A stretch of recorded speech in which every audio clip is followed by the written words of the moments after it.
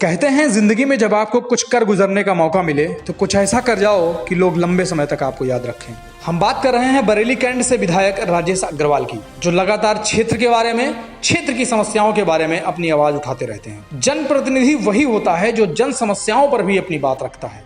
जन समस्याएं जब तक उसे कचोटती नहीं है तब तक क्षेत्र का विकास नहीं होता। बरेली में एयरपोर्ट की समस्या थी। बरेली में स्वास्थ्य से जुड़ी कई सुविधाएं उपलब्ध नहीं थी। व्यापार वर्ग भी एक समय तक काफी परेशान था। इन विषयों को राजेश अग्रवाल ने उठाया और इनकी बेहतरी के लिए कई कदम उठाए। इन्हीं विषयों पर राजेश अग्रवाल से हमने विशेष बातचीत की। सर, ये बहुत अच्छी और विजनरी बात आपने जो मुझे बताई कि किस तरीके से आपकी एक जर्नी रही है बरेली के डेवलपमेंट को लेकर और बरेली के विकास को लेकर।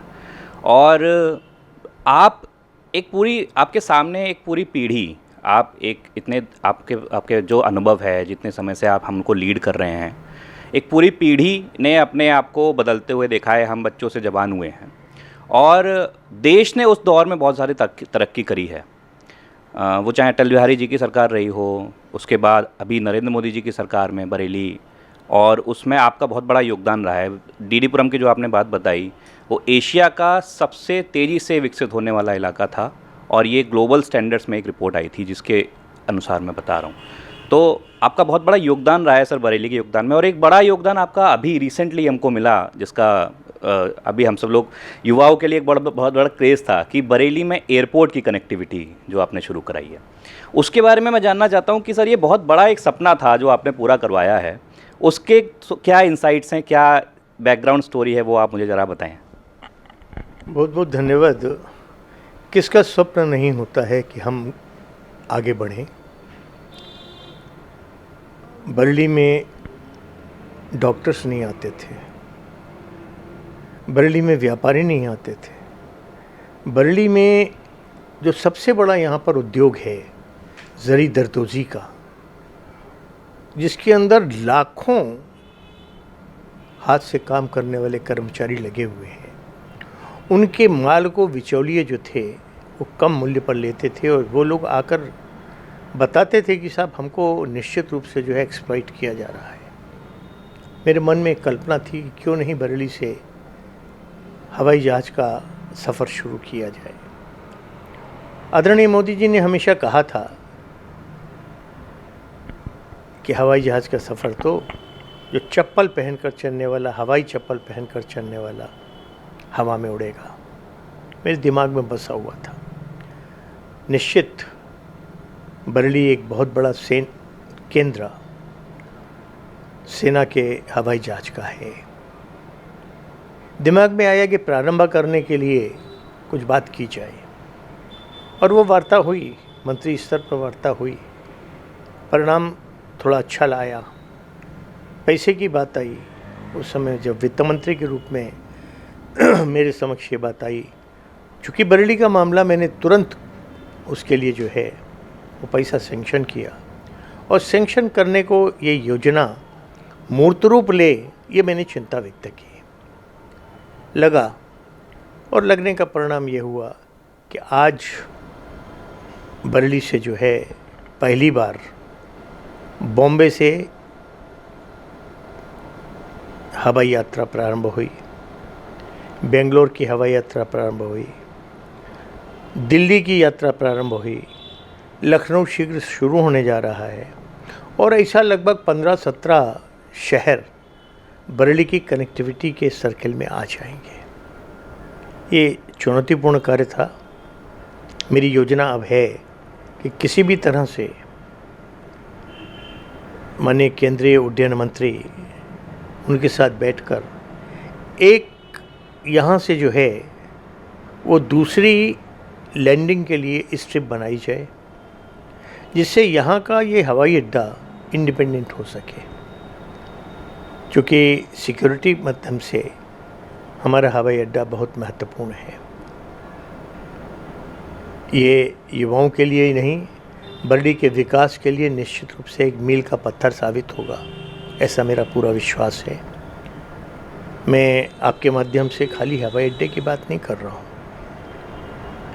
डेवलपमेंट की जब बात आती है तो अभी कुछ बड़ी बड़ी रोड्स की भी मैं बात करना चाहूँगा। हवाई अड्डे से निकलकर बड़ी बड़ी रोड्स हैं जिससे शहर आना जाना है, और मुझे खुशी है कि बरेली की जो डेवलपमेंट अथॉरिटी है वो उसके पीछे सक्रिय होकर विचार नहीं कर रही है, बल्कि वो प्लानिंग कर चुके हैं कि किस तरह इसका निर्माण होगा।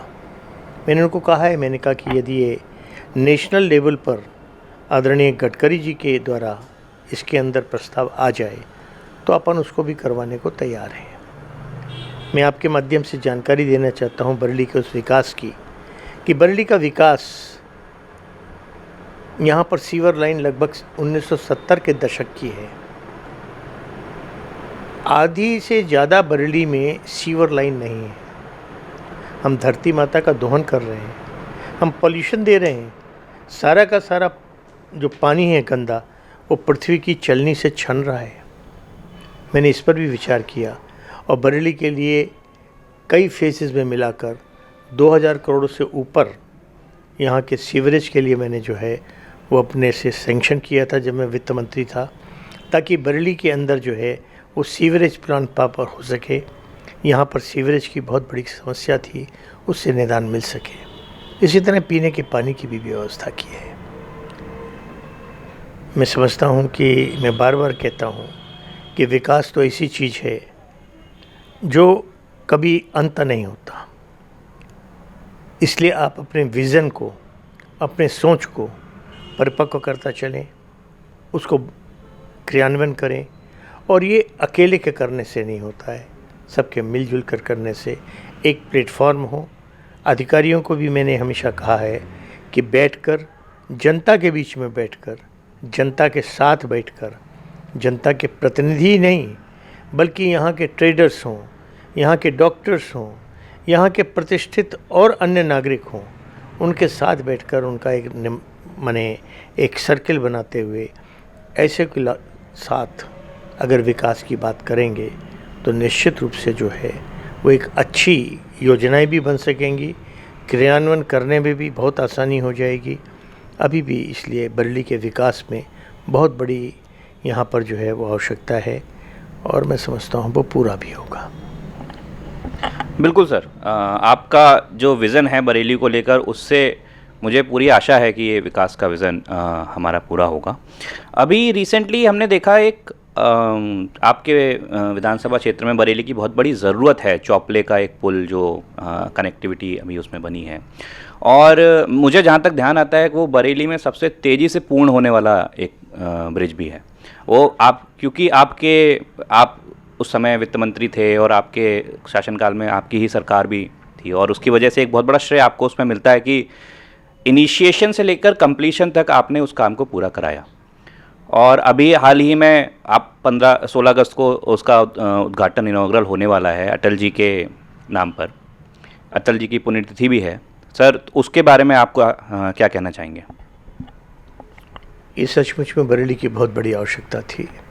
मैंने पूर्व में भी कहा था संक्षेप में कि ये स्थान ऐसा स्थान है जहाँ पर हमारे यहाँ जो है वो लगभग 6 सड़कें मिलती हैं। आपको दिल्ली जाना हो बरेली से, आपको लखनऊ जाना हो, आपको नैनीताल जाना हो, आपको बदायूं जाना हो, अर्थात हर दिशा में जाने के लिए वहाँ से ही बरेली से डिस्पर्स होगा। अति व्यस्ततम चौराहा और सबसे ज़्यादा वहाँ पर रश। तो मेरे मस्तिष्क में था कि इसमें कुछ काम किया जाए। मैंने जब डिप्टी सीएम साहब से बात किया और चीफ इंजीनियर पीडब्ल्यूडी से उस समय की बात हुई, तो ये हुआ कि इसके लिए जो है वो एलिवेटेड रोड बनाकर और ऊपर से मोनो रेल का भी प्रोविज़न करते हुए हम इसको डेवलप करें। लेकिन मेरे को लगा कि नहीं, ना तो धन है इतना देने के लिए, क्योंकि उस समय मैंने 35,000 करोड़ रुपया भारतवर्ष में सबसे पहले किसानों का जो था वो ऋण माफ़ किया था। चारों तरफ से बधाइयाँ भी मिल रही थीं और मेरे को लग रहा था कि ये कर तो दिया है, इसकी व्यवस्था भी करना कोई आसान काम नहीं था। तो पैसे को कहीं ना कहीं बचाकर ही काम करना था। इसलिए उस एलिवेटेड रोड का निर्माण मैंने रोक कर मैंने खाली जो है वो इस पुल के निर्माण की बात की। और पुल में जो सबसे बड़ी विशेषता थी, एक गलती को सुधार करने की बात थी। जो बदायूं रोड के ऊपर हमने अपना पुल पूर्व में बना था, वो गलत तरह से प्रोजेक्ट हुआ। अधिकारियों ने बहुत बड़ी गलती की थी। उसका ड्राइंग बहुत गलत जो है वो लोगों के बीच में नहीं रखना, डिस्कस न करना और अपनी बुद्धि और विवेक का कार्य करना, ये उसका दुष्परिणाम था कि आए दिन वहाँ पर जाम होता था। तो सबसे पहले बदायूं रोड के रश को डाइवर्सिफिकेशन देना, उसको इस पुल के साथ जोड़ते हुए कैसे किया जाए और इस रश को जो है वो कम किया जाए, उसके लिए इस पुल का बनना बहुत ज़रूरी था। ये सोचते हुए हमने पुल की ड्राइंग बनवाई और ड्राइंग बनाकर उसका जो है वो जो धन था वो दिया। मैं आपके माध्यम से धन्यवाद देता हूँ डिपार्टमेंट का कि वास्तव में उसने बहुत मेहनत, लगन, बहुत परिश्रम से एक और जहाँ कार्य किया, वहाँ बरेली की जनता ने भी बहुत सहयोग किया। उन्होंने कष्ट उठाते हुए, चूँकि व्यस्तम वो था चौराया, वहाँ गड्ढों के अंदर, पानी के अंदर मैंने देखा छोटे छोटे बच्चे स्कूल तक गए हैं। यद्यपि कोविड के कारण से स्कूल बंद थे, ये बहुत बड़े भाग्य की बात थी, लेकिन लोग जाते थे, आते थे, क्योंकि आने जाने का मात्र एक ही रास्ता था। ये पुल निश्चित रूप से जो है बरेली की एक बहुत बड़ी पल्स है। ये उस तरह की हृदय तंत्र है कि बिना इससे गुजरे हुए लोग नहीं जाएंगे। मैं इस पुल का दिमाग में बैठ कर आया, क्योंकि मेरे कुछ मित्रों के साथ जब मैं 13 तारीख को चर्चा कर रहा था और मुझे बताया कि 15 तारीख के लिए जो है उसका लोकार्पण है, तो मैंने फ़ौरन जो है मैंने डिप्टी सीएम से बात किया। वो उस दिन मथुरा थे। मैंने कहा कि भाई जी, ये 15 तारीख के लिए जो है वो इसको लोकार्पित किया जा रहा है, उसकी जगह 16 तारीख को अगर परमादरणीय, और मैं तो कहूँगा कि भारतीय जनता पार्टी के हमारे जो हैं, उनको किसी प्रकार की संज्ञा देना भी अपने को छोटा करना मुझे अब लग रहा है। तो ऐसे हमारे परम श्रद्धेय पूज्य अटल जी का जो है वो स्मरण दिवस भी था, तो क्यों ना उनको स्मरण करते हुए ये पुल उनके नाम से जाना जाए। बरेली वासियों के मेरे जितने लोग बैठे थे सब ने उसका स्वागत किया। मैंने उनसे बात की, उन्होंने सहर्ष स्वीकृति ही नहीं दी, अधिकारियों को मेरे पास भेज दिया कि तुरंत इसका कार्यक्रम जो है 16 तारीख का बनाए, और मैं स्वयं चूँकि आ नहीं पा रहा हूँ तो इसका लखनऊ से उद्घाटन करूँगा। तो मुझे खुशी है कि बरेली के लिए ये एक बहुत अच्छा सौगात है। इसका बहुत बड़ा और बहुत व्यापक असर जो है बरेली के आवागमन पर पड़ेगा, क्योंकि इसके ऊपर हज़ारों व्हीकल्स जो हैं वो एक दिन में जो है वो गुजरती हैं। उससे नेशनल लॉस भी बचेगा, वियर एंड टियर भी बचेगा, लोगों को बड़े बड़े गड्ढों से मुक्ति भी मिलेगी और सफ़र भी बड़ा जो है वो सुविधापूर्वक होगा। बिल्कुल सर, ये बहुत ही अच्छा बरेली के लिए एक आपकी तरफ से तोहफ़ा रहेगा, और आप जनप्रतिनिधि हैं, आपने इस तरीके का विज़न रखा कि बरेली वासियों को सुगमता हो। आपने एक मुद्दा अभी बीच में छेड़ा था, जो रेलवे पर इल्लीगल तरीके से कब्ज़ा किया जा रहा है, वहाँ पर बहुत सारे अवैध निर्माण हुए जा रहे हैं, कई सारे असामाजिक तत्व हैं जो फ़र्ज़ी मज़ारे बना रहे हैं वहाँ पर। उस पर आपका जो आपने एक पत्र शायद प्रधानमंत्री जी को भी लिखा है, उसके बारे में अगर आप कुछ बताना चाहें।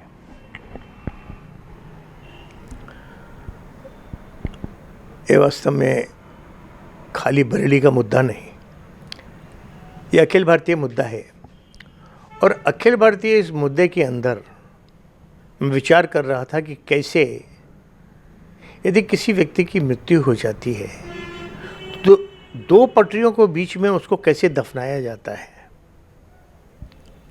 यदि सड़क बन रही है तो सड़क के मध्य के अंदर कैसे किसी व्यक्ति का जो है वो चिन्हित करके वहाँ पर दफनाया जाता है, कैसे मंदिर बन जाते हैं, कैसे जो है वो मज़ारें बन जाती हैं। ये वास्तव में चिंता का विषय है, और मुझे लगा कि ज्यों मैं इसको देखता गया, बड़े से बड़ा रेलवे स्टेशन आप देखिए, वहाँ पर 2 पटरियों के बीच में इस प्रकार का चित्र आपको दिखाई दे जाएगा। जहाँ पर सेंसिटिव पॉइंट हैं, मिलिट्री का आवागमन होता है, वहाँ पर आपको इस प्रकार के सेंसिटिव पॉइंट दिखाई दे जाएंगे। मैंने इस पत्र के लिए आदरणीय होम मिनिस्टर को, भारत सरकार और परम आदरणीय मोदी जी की भी सेवा में दिया। मैंने कहा कि चिंता का विषय है, ये स्ट्रेटजिकल है, इसके ऊपर कहीं ना कहीं बहुत बड़ी स्ट्रेटजी है। और अब तो ये बात बिल्कुल सिद्ध सी है कि जो पिछली बार जिसको हम गोधरा कांड कहते हैं वो किस प्रकार हुआ था। बरेली के अंदर हवाई अड्डा जो महत्वपूर्ण है, उसके आसपास जो घनी होती जा रही आबादी, ये मेरी चिंता का बहुत बड़ा विषय है। बॉर्डर एरिया है, देश की रक्षा से, देश की इस प्रकार की जो है अगर कहीं कुछ हो रहा है, वो अव्यवस्था है, वो देश के साथ घातक होगी। मैंने इसके ऊपर चिंता व्यक्त करते हुए आदरणीय प्रधानमंत्री जी और आदरणीय गृह मंत्री जी को पत्र लिखकर उनसे व्यक्तिगत निवेदन करके आदरणीय गृह मंत्री जी को आग्रह किया था कि इसके ऊपर निश्चित रूप से एक्शन होना चाहिए।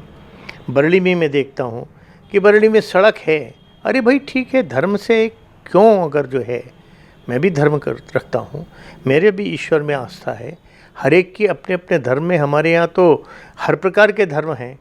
हमारे यहाँ कुछ लोग मूर्ति पूजा करते हैं, कुछ नहीं करते हैं, कुछ अन्य प्रकार से इबादत करते हैं, उस सुपर गॉड को मानते हैं, मानो, लेकिन उसके अंदर जो है वो अपनी भूमि क्यों नहीं खरीद के देते। सरकारी भूमि के ऊपर ज़बरदस्ती कब्ज़ा कर वहाँ पर जो है वो आवागमन को अवरुद्ध करके इस प्रकार के कृत्य करना, इसके ऊपर मैं निश्चित रूप से कहता हूँ कि सरकार को बहुत कठोर कार्रवाई करनी चाहिए। जैसे अगर मैं उदाहरण दूं तो मुझे एक बात करते करते याद आ रहा है कि गुजरात में इस प्रकार की कार्रवाई हुई, मध्य प्रदेश में इस प्रकार की कार्रवाई हुई, अन्य अनेक प्रदेश हैं जहां पर इस प्रकार की कार्रवाई की गई है। उसी प्रकार की तत्कार्रवाई जो है वो बरेली में भी नहीं, पूरे उत्तर प्रदेश में होने चाहिए। अन्य स्थानों पर जहां पर इस प्रकार की लोग इंक्रोचमेंट करके, मैं अपनी बात को कहकर एक बार बढ़ा रहा हूं कि भगवान राम का स्थान अयोध्या है, पूरा विश्व जानता था, कितनी बड़ी आस्था का केंद्र था। उसको भी सिद्ध करने के लिए हमको जो है वो वर्षों लगे और गट्ठर भर के हमने जो है वो ये दिए कि देखो ये स्थान जो है लिखा पढ़ी में है, ये भगवान राम का ही चबूतरा था, भगवान राम से ही संबंधित था।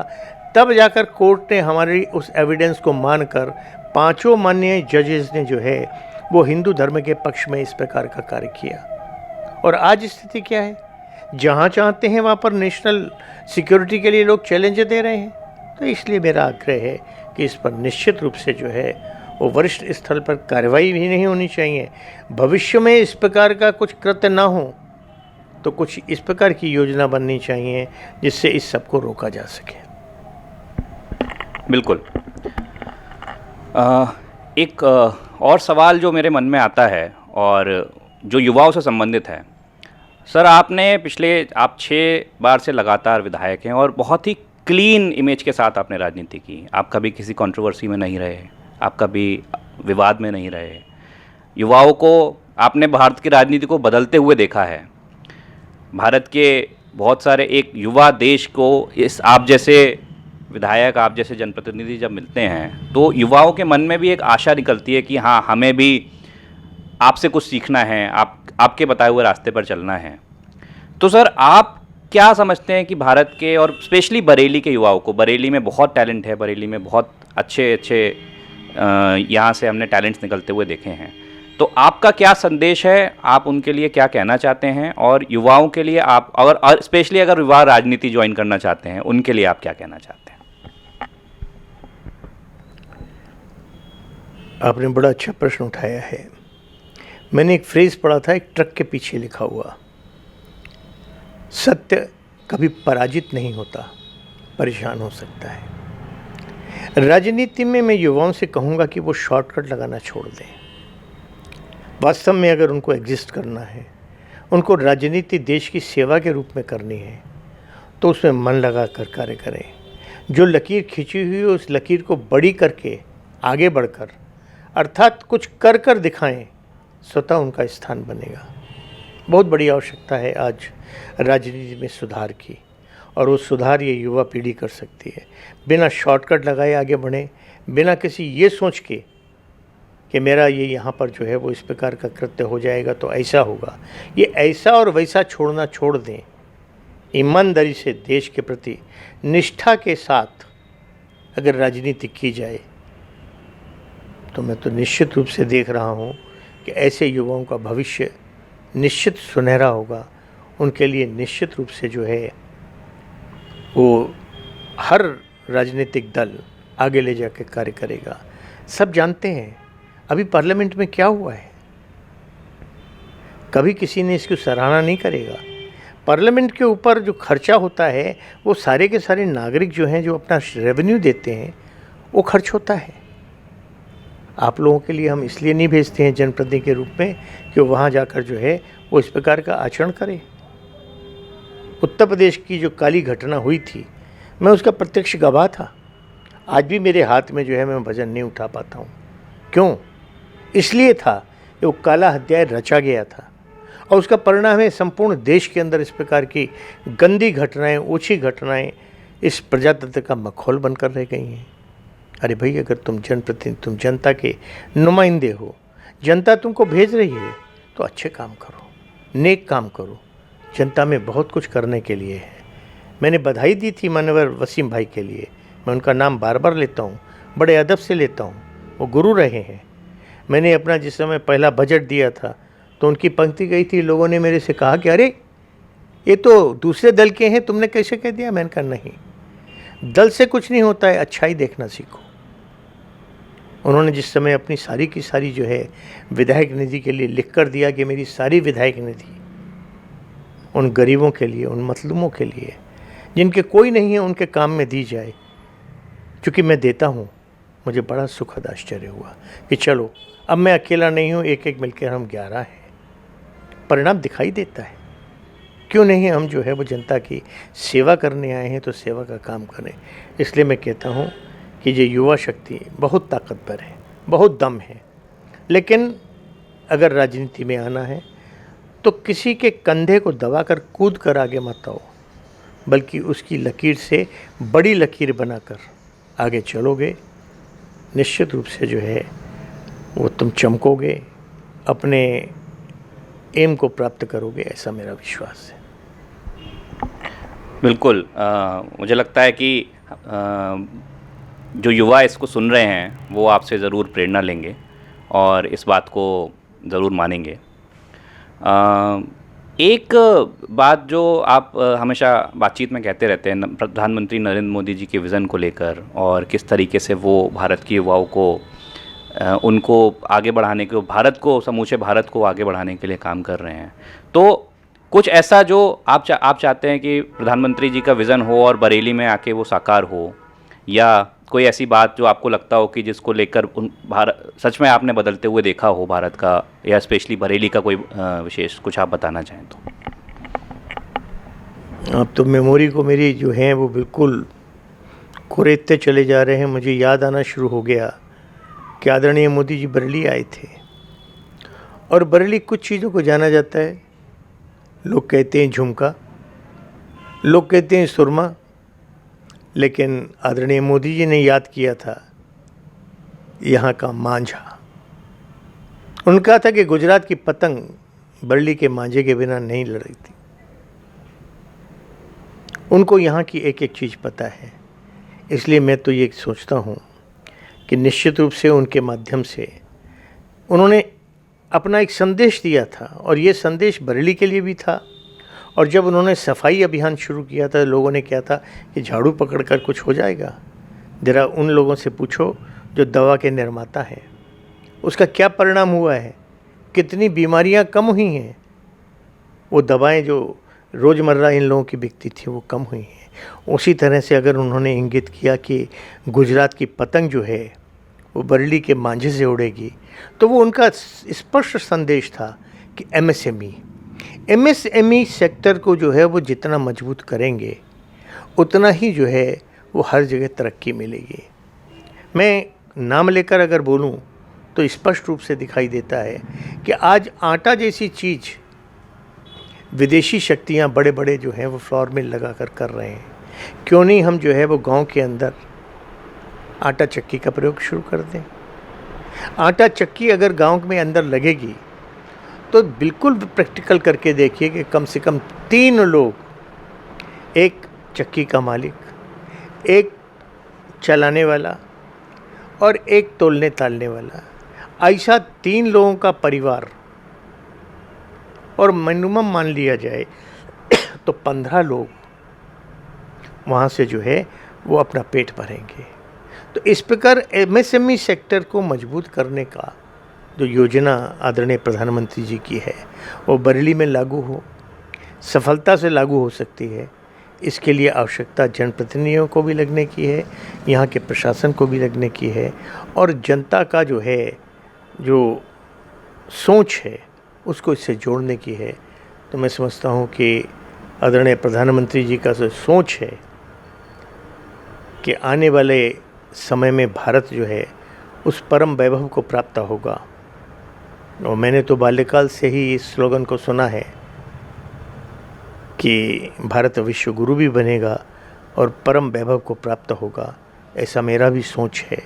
ये जब ही होगा जबकि सामूहिक रूप से हम सब चिंतन करेंगे, मनन करेंगे और उसका क्रियान्वयन करेंगे। धन्यवाद। बहुत बहुत धन्यवाद सर, आपने इतना समय दिया और युवाओं के लिए, बरेली की जनता के लिए जो आपका योगदान है, जो आपका विज़न है, हम बहुत आशा करते हैं कि आपका वो विज़न पूरा हो।